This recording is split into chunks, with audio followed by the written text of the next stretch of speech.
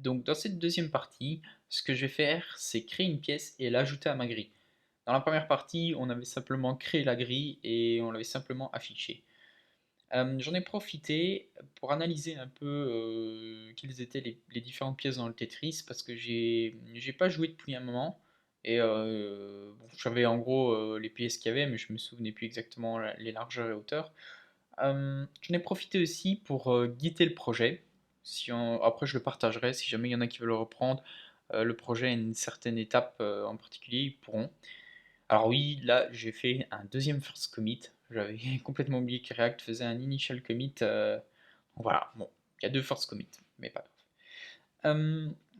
Donc je vais aller dans app.js et ce que je vais faire, c'est créer une nouvelle entité. Donc piece. Donc par défaut, elle sera nulle comme d'hab. Alors ici, j'ai pas besoin de mettre current piece, donc parce qu'il y aura à chaque fois une seule pièce qui va se déplacer dans le jeu. Ce que je vais avoir besoin de faire, c'est créer une collection de pièces. Donc j'ai appelé ça piece collections.js. Et du coup, ce que j'avais prévu de faire, c'est quelque chose comme ça. Donc pour cette pièce-ci, par exemple, en gros, ce que je vais faire, c'est je vais créer de la même manière que la grille, en fait, c'est un tableau qui correspond à chaque ligne, où 0 ce sera une case vide et un ce sera une case pleine. Donc par exemple, cette pièce-ci, elle sera constituée de ça. Donc un tableau avec 3 1 pour la première ligne, et puis après 2 0 et un 1. Donc de cette façon-là. Voilà. Donc ce que je vais faire, donc je vais faire un export default d'un tableau. Et en fait, il y aura ici chaque fois pièce 1, il y aura pièce 2, etc. Et en fait, ce que je vais faire, c'est un tableau de pièces. Donc la première, je vais la mettre ici. Je vais la mettre à la ligne, comme ça. Et ce sera, oui, injecté comme ça. Voilà. Et au niveau de mon application, je vais l'importer. Donc je vais faire un import piece collection. Donc piece collection from piece collection. Est-ce que j'ai bien tapé? Oui.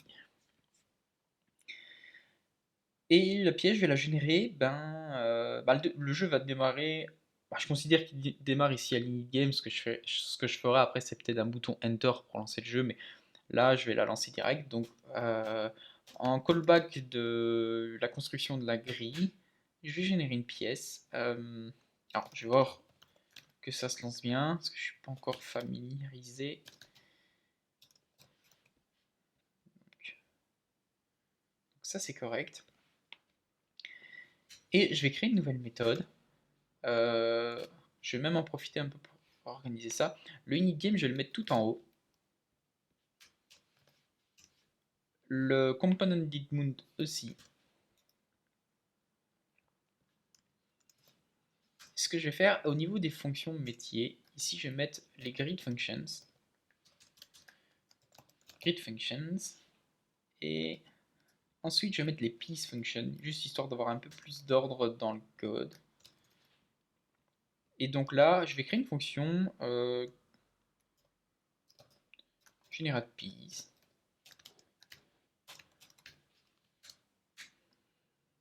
Et la fonction, elle va faire ça, elle va faire plutôt un let de piece égale 10.collection, c'est piece collection. Elle va simplement récupérer la première clé. Pour le moment, je vais ajouter une seule pièce dans le piece collection. Après, j'en ajouterai d'autres et puis je ferai tout ce qui est fonction de random, etc. Donc ça, je peux enlever. Là, je vais en profiter pour faire un console.log de piece. Et bien sûr, à la place du petit message, là, je vais faire un 10.generate.piece. Et je vais voir s'il y a bien mon petit tableau qui s'affiche. Alors là, il y a une petite erreur, c'est qu'il me dit que piece.collection. Ah oui, parce que c'est pas 10, c'est de cette façon-là. Voilà, donc là, il me récupère bien ma pièce, donc 1, 1, 1, 0, 0, 1, donc qui correspond à la représentation de cette pièce-ci. Et donc, moi je vais devoir la fusionner. Et là, je me rends compte même d'un truc, c'est que pour pouvoir ajouter en fait la pièce à la grille, moi je vais devoir tester même déjà s'il n'y a pas déjà un 1 là pour pouvoir la merger. C'est-à-dire, donc par exemple, ma grille elle est constituée donc, de 0, comme ceci. Je vais faire l'arrache. Et ma pièce à droite, elle est constituée de ceci. Et donc en gros, pour pouvoir merger ne fût-ce que ça ici, ou au milieu, peu importe, bah ici je vais devoir tester s'il n'y a déjà pas un 1, sinon ça veut dire que la pièce elle ne peut pas bouger, en l'occurrence même que c'est déjà perdu. Donc ce que je vais faire, c'est je vais créer une fonction euh, que je vais appeler pièce can be move et qui va se charger de tester si la pièce elle peut être bougée à cet emplacement là. Donc du coup j'aurai besoin de tester ceci avec une grille, donc on va mettre ça en mode initialiseur de champ. Donc au niveau de la pièce, par contre, je vais aussi avoir besoin de créer plusieurs propriétés, notamment sa position x et sa position y. Donc là, je vais faire un piece.posX égale 0. Pour le moment, je vais mettre x et y en position 0. Et piece.grille. Donc en fait, ça ce sera une grille interne à la pièce.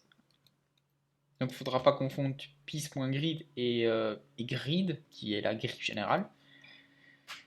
Ensuite, j'aurais besoin.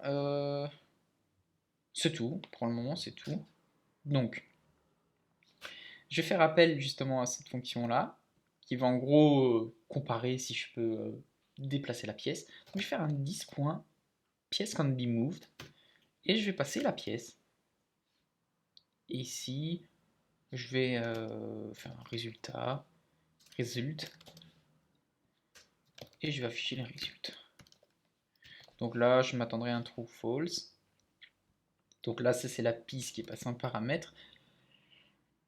Et donc, ce que je vais avoir besoin de tester, c'est si pour chaque élément de la pièce, si elle ne rentre pas en conflit avec un élément de la grille. Donc, par exemple, si je veux ajouter la pièce ici, en position 0, 0, ça va poser aucun problème, parce qu'en fait, il n'y a que des zéros partout. Mais imaginons qu'il y ait déjà tous des 1 ici, et jusqu'à ici, par exemple comme ça. En fait, la pièce, je ne peux pas la merger parce qu'il y a déjà quelque chose. Et c'est quelque chose que je vais avoir besoin de tester. Donc à chaque fois que je vais ben, ajouter une pièce dans la grille ou déplacer la pièce existante qui a été générée. Et donc ce que je vais faire ici, c'est tout simplement ça va être une double boucle sur chaque élément de la pièce et comparer avec l'élément dans la grille à la position de la pièce, bien sûr. Alors, par défaut, ce sera 0, 0, mais je pense ici, après, on va mettre un petit random ou pour cibler le milieu de la grille, je sais pas trop. Je vais récupérer juste la double boucle, parce que c'est toujours un peu chiant à taper. Alors, ici, je vais pas faire référence à la grille, bien sûr, c'est référence à la pièce. Donc, pièce. Donc, grid, bien sûr, c'est la grid interne.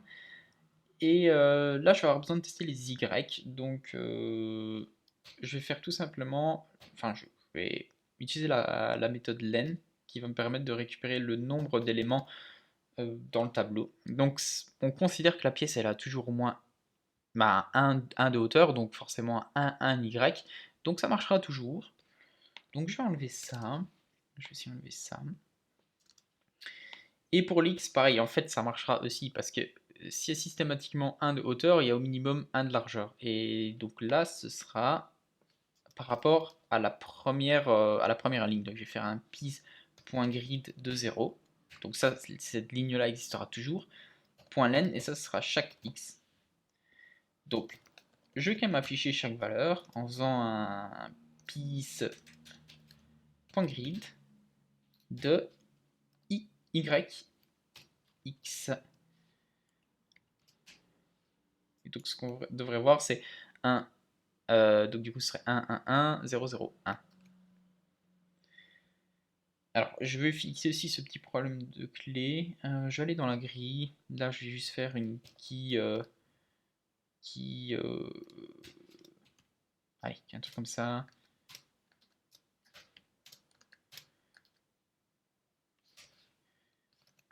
Voilà.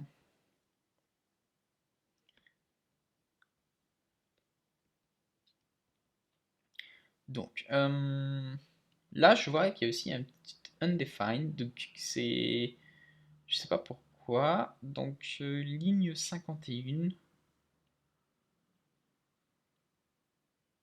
Ah, tout simplement parce que je retourne rien. Là, par défaut, je vais retourner vrai, donc oui, la pièce, elle pourrait bouger, et puis je ferai la condition après. Donc ça, c'est le console.log ligne 63, donc là, je vais l'enlever. Voilà, et donc bon là, il me l'affiche pas forcément dans l'ordre, mais ce que je peux faire, c'est un truc comme ça.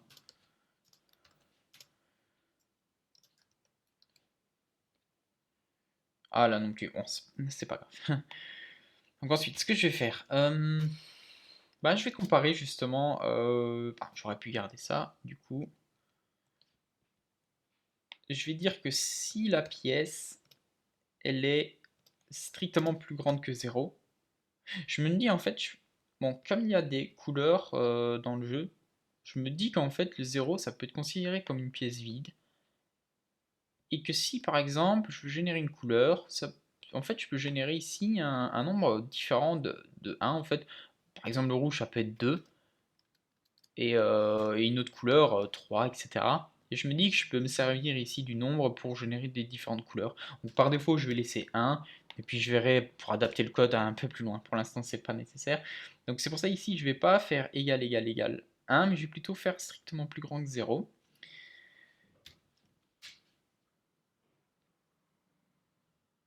Et donc ensuite, ce que je vais faire, c'est si cette pièce est différente de 0, je vais regarder si la pièce dans la grille, elle est aussi différente de 0. Donc je vais devoir faire un 10.state.grid de la position y, x. Et ici, je vais devoir faire un petit ajout, c'est que je vais aussi devoir détecter la position de la pièce. Par exemple, si la pièce démarre déjà en position 4, je vais devoir détecter ici la position 4. Donc pour la clé 0, et puis 1, et puis 2. Donc pour tester ce range-là. Donc ici, ce sera y plus pièce.pos. Alors j'ai mis comment PosX, oui. Et non, oui, donc ici c'est pos y, je me suis trompé. Et ici, pièce.pos de x. Ok, donc si ça c'est strictement différent de 0,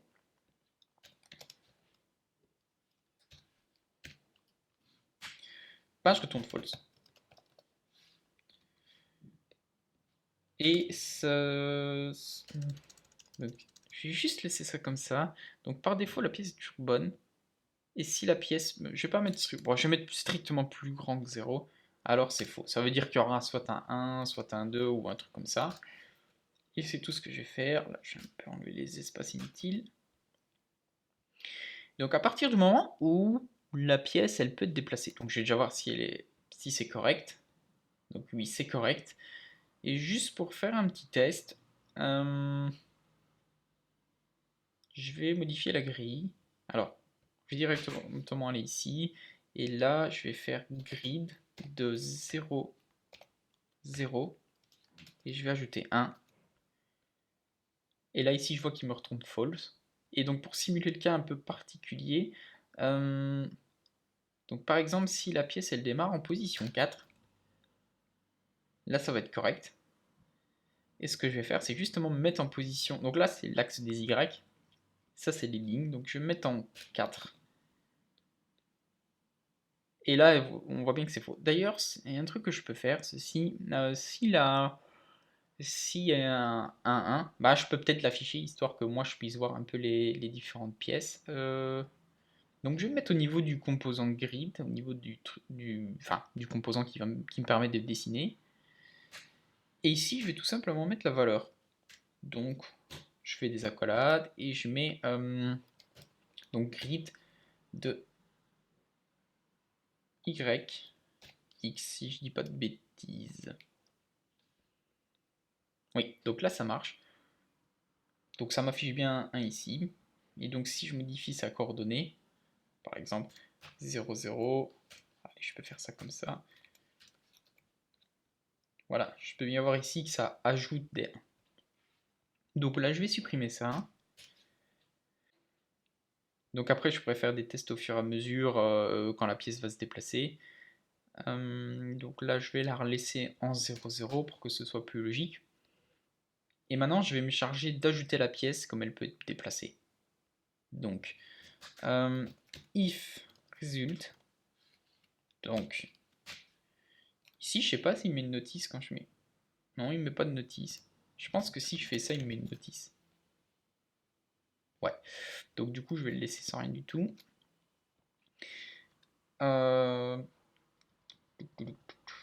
Donc là, je vais devoir faire un... Bah du coup, je vais populate la pièce. Donc je vais faire un 10.setState. Et là, je vais faire pièce. Moi, je peux le laisser comme ça, juste pièce. Donc je vais enlever ça, je vais aussi enlever ça. Donc est-ce qu'il me met un message d'erreur? Non. Et donc ce que je vais faire, c'est devoir traiter ici en fait la pièce tout simplement. Je vais peut-être aussi devoir la passer en paramètre. Donc je mets au niveau du render, là où j'appelle le composant grid. Donc je me bats toujours avec cette annotation. Donc là je vais passer la pièce 10.state.pièce.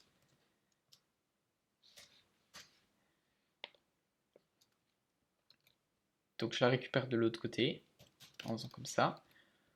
Donc je vais quand même donner un petit coup de console log. Voilà, je regarde un peu les données que j'obtiens. Ah oui, il y a une première fois où c'est nul, après il charge de lancer le composant, etc., de générer la pièce, et puis forcément il y a un set state qui se passe, donc forcément il re-rend le state. Et donc du coup il m'affiche deux fois la valeur de la pièce, une fois nulle et une fois remplie. Et donc ça paraît correct. Et donc je vais devoir maintenant en gros tester si la pièce peut... Enfin là elle peut être déplacée, et ce que je vais faire c'est tout simplement générer son affichage. Alors là, ben, je vais devoir ici modifier ça. Ben,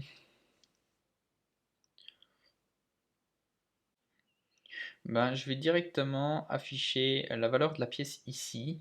Si, en gros, ce que je vais faire, c'est me servir de ce truc-là. En fait, je vais générer une collection chaque fois qu'il y a un 1. Donc, en gros, je vais refaire un tableau comment est-ce que je pourrais appeler ça? Un tableau qui va me servir de tableau pour fusionner. Donc, je vais pouvoir peut-être l'appeler merge data, un truc comme ça. Euh, donc ici, je vais me repositionner dans pièce can be moved. Et si je passe le test, donc ça veut dire que s'il n'y a pas déjà un 1, bah ça veut dire que le 1, enfin je veux dire, oui, forcément le 1, puisqu'ici on est en plus grand que 0, le 1 de la pièce, donc en YX, peut être placé. Et donc je vais générer une coordonnée. Donc ici, je vais créer un nouvel attribut que je vais appeler merge data et qui va être un tableau vide. Donc je vais récupérer ça. Et ici, je vais simplement générer la coordonnée du 1 de la pièce. De la même façon. En fait, ça va me permettre de tester vachement facilement les trucs. Vachement facilement les coordonnées. Donc je vais générer un Y. C'est le Y courant. Plus. Donc là, je vais mettre un backslash qui va permettre d'identifier l'axe des Y d'une part et l'axe des X d'une autre part. Sinon, après, si ça fait... Bon, après, il y a deux dimensions. Il y a, il y a une limite de 10, mais un 1, on ne sait pas forcément. Si jamais il y aurait genre 11 Y, on ne sait pas forcément le savoir. Donc ça peut rester comme ça. Donc là, ce sera un point push et pas un égal. Comme ceci. Donc je vais recontrôler merge data. Voilà, en fait 0, 0 c'est ça, donc il y aura un 1 là, un 1 là, un 1 là, et enfin juste en dessous, donc en x2, y1 ici. Et donc au niveau de ma grille, j'ai juste à tester un truc, donc déjà si la pièce est différente nulle, alors là c'est les opérateurs ternaires, c'est toujours un peu chiant, donc piece euh, strictement différente nulle. Alors, donc on fait quelque chose ici. Sinon, j'affiche la grille là.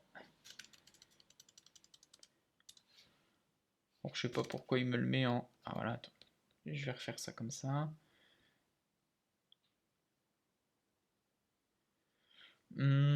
Donc si la pièce est différente nulle, je vais récupérer... Alors, je vais faire pièce point merge data point index of. Donc si jamais la position courante fait partie d'une des positions de la pièce, enfin d'un 1, donc en gros j'ai juste à reprendre ça ici, ben, alors j'affiche 1 tout simplement, ou même la valeur de la pièce. Bon, du coup je vais juste laisser un 1, je mettrai la valeur de la pièce après. Sinon, je mets juste un truc comme ça.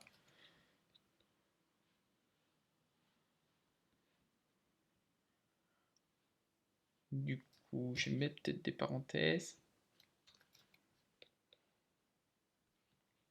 Alors, je me la refais. Donc, pièce merge data, index of.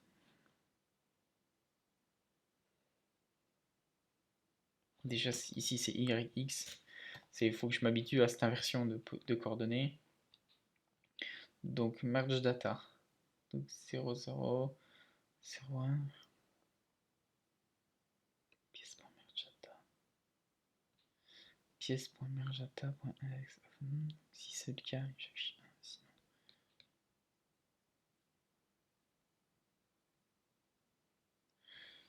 Je vais simplifier le problème. Je vais faire ça comme ça.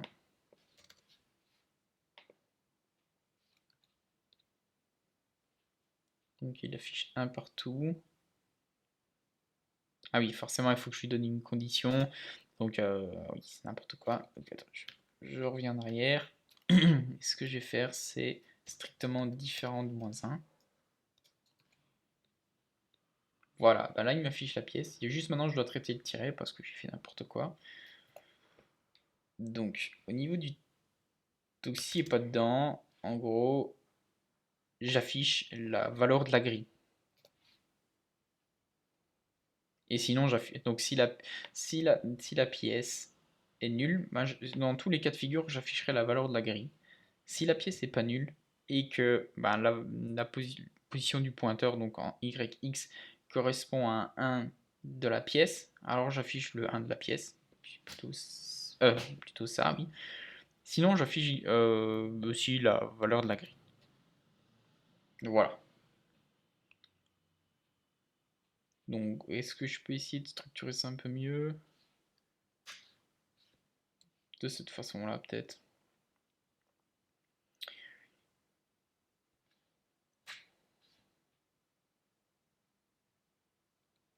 Les opérateurs ternaires imbriqués, j'ai jamais aimé. Voilà, je sais pas si c'est plus clair, j'espère. Voilà.